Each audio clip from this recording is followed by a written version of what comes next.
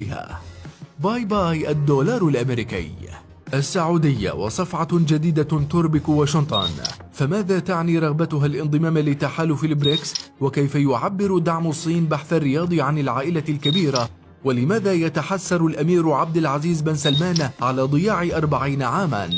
لم تبدي المملكة العربية السعودية أي نوايا للتراجع عن قرارها الأخير بخصوص خفض إنتاج النفط ضمن اتفاق مجموعة أوبك بلس وبالاتفاق مع روسيا.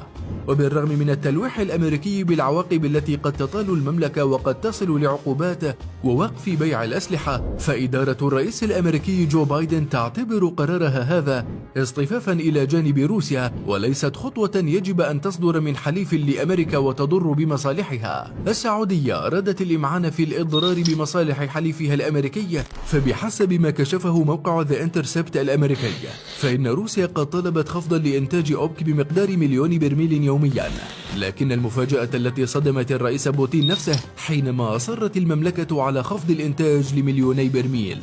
السعودية التي عبرت عن وجود رغبة للانضمام إلى تكتل بريكس توحي بأن سياساتها القادمة قد لا تنحصر بالعداء مع الديمقراطيين لصالح الجمهوريين بقرارات النفط حصرا، بل إنها رغبة مدروسة للانتقال من تحالف إلى تحالف صاعد يضم دولا من أمريكا اللاتينية وإفريقيا وآسيا وأوروبا. السعودية حينما تنضم للبريكس تكون قد انضمت إلى تحالف 3 من دول المجموعة تمتلك رؤوسا نووية مثل روسيا والصين والهند، إلى جانب أن موسكو وبكين من الأعضاء الدائمين في مجلس الأمن، وهذه حاضنة وحماية سياسية للرياض.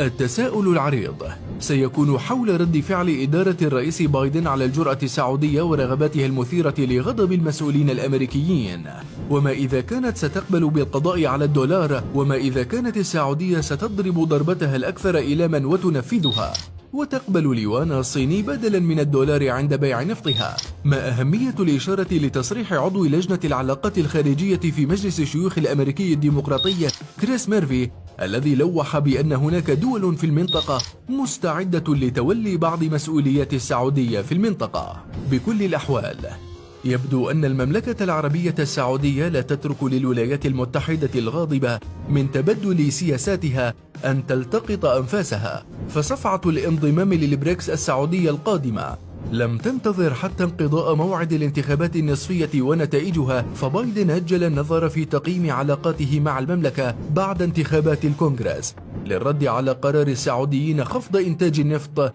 بالاتفاق مع روسيا.